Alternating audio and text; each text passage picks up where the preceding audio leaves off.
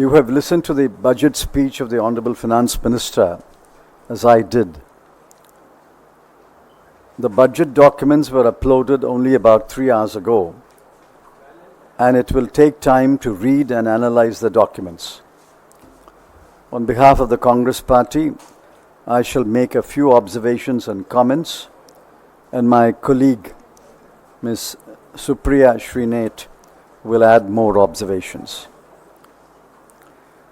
I have already tweeted that I am happy that the Honorable Finance Minister had an opportunity to read the Congress manifesto after the Lok Sabha 2024 elections. She has virtually adopted the ideas underlying our proposals on employment-linked incentive ELI scheme, the apprenticeship scheme with an allowance to the apprentice, and in the abolition of the angel tax.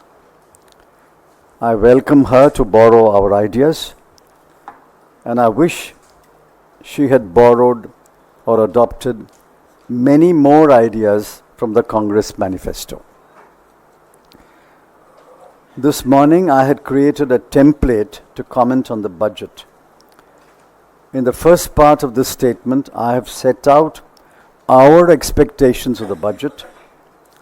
In the second part, I have noted the relevant statement in the budget speech, whether there was a response in the budget, and if so, what was the response. You will notice on some matters there was no response at all. First, unemployment.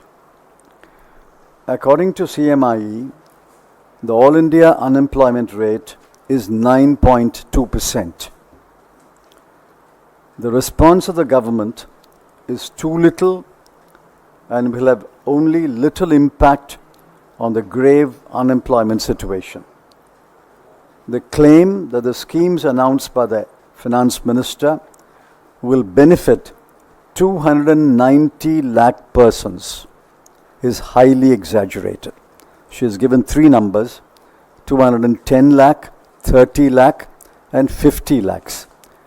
Each one of the numbers is highly exaggerated. 2. Inflation is the other major challenge. WPI inflation is 3.4%. CPI inflation is 5.1%. And food inflation is 9.4%. The Economic Survey has stated that the deflator for manufacturing has been assumed as 1.7%, roughly half of the WPI inflation. The deflators assumed by the government have been severely criticized by several knowledgeable economists. Unless the puzzle of the deflator is resolved, it is not possible to unquestionably accept the claimed GDP growth of 8.2% in 2023-24. Besides, the GDP growth rate is no answer to the huge challenge of inflation. The Economic Survey dismissed the issue of inflation in a few short sentences. The FM dismissed it in 10 words. The Finance Minister's dismissed inflation in 10 words in paragraph 3 of her speech. We deplore the casual attitude of the government, and nothing in the budget speech gives us the confidence that the government will seriously tackle the issue of inflation. Education is widespread but of poor quality. Nearly one half of the children are unable to read or write a simple text in any language and are numerically challenged. They are not fit for any skilled job. The central government must drive and help the states address these fundamental problems. The other issue concerning education is NEET, and the scandal-ridden National Testing Agency. Several states have demanded that NEET should be scrapped and the states should be free to adopt their own methods of selecting candidates to various courses in medical education. The budget has no response. I did not hear the finance minister refer to school education now. Yet the government is stubbornly clinging to NEET. You will recall, NEET is an examination at the end of school education. Interestingly, against the BE of rupees 1,16,470 crore on education, the government spent only rupees 1,08,878 crore. 4. Health care is better but not sufficient. Public health care is growing quantitatively but not in quality. Out-of-pocket expenditure is still about 47% of total health expenditure. There is a grave shortage of doctors, nurses, medical technicians, and diagnostic equipment and machines. The central government's expenditure on health care has declined to 0.28% as a proportion of GDP and to 1.9% as a proportion of total expenditure until the last year. The budget speech, there is no response. I did not hear the finance minister speak about the grave deficiencies in public health care.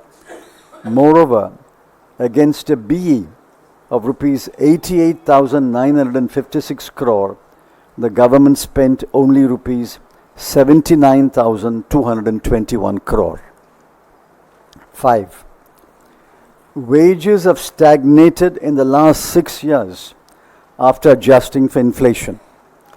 Between 2017-18 and 2022-23, the average monthly earnings of workers were: self-employed worker, rupees 12,800 per month; casual or daily labor, rupees 7,400 per month; and regular wage labor, rupees 19,750 per month.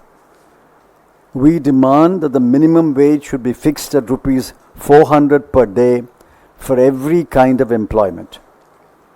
While some relief has been given to the tax-paying citizen in the 0 to 20% tax bracket, no relief, I repeat, no relief at all, has been given to the poorer sections of the people, especially those who are non-tax-paying wage laborers and casual daily laborers.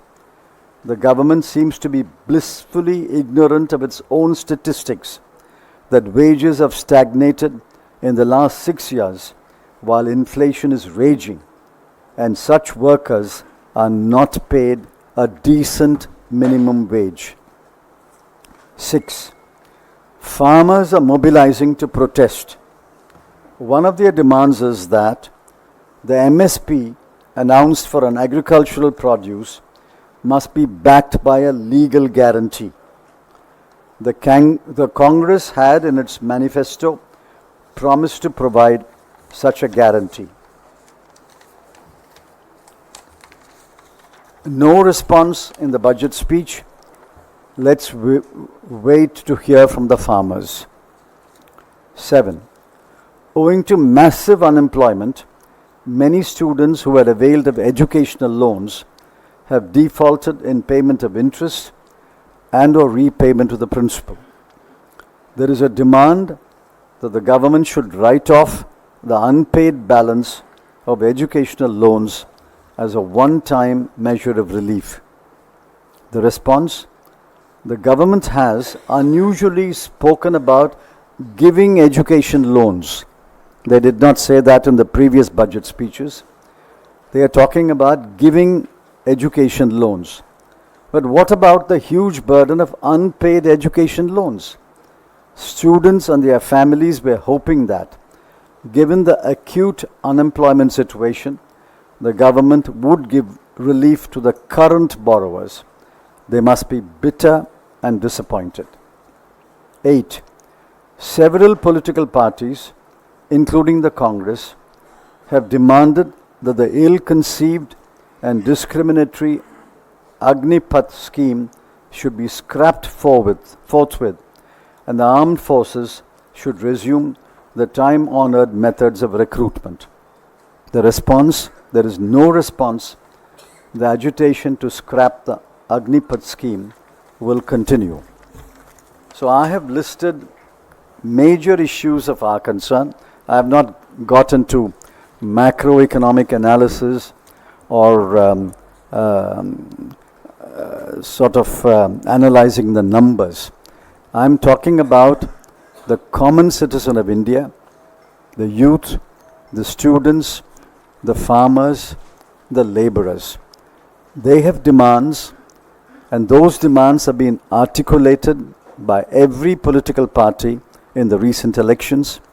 The Congress was among the first party to carefully articulate those demands. I'm afraid the first budget of the new government has left us very, very disappointed. Two-tax regime is a bad idea. If you want to introduce a new tax regime, you should have announced it well in advance and say, from this financial year, everybody has to move to a new tax regime. A two-tax regime is unacceptable and a bad idea. It will lead to tax arbitration, and people will be confused whether they should remain in the old regime or switch over to the new regime. I'm told it's even more complicated, that if you can switch once, you can switch back, but if you switch a second time, you can't switch back. I'm thoroughly confused. I don't think they have given great incentives to switch over to the new tax regime in this budget. They did it in the earlier budgets.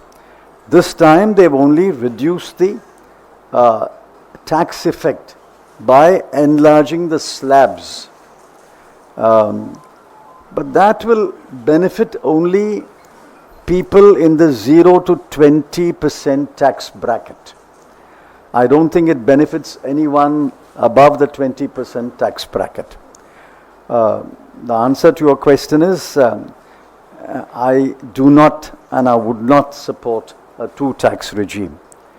On the other question about long-term capital gains, there is, as I speak, there is total confusion.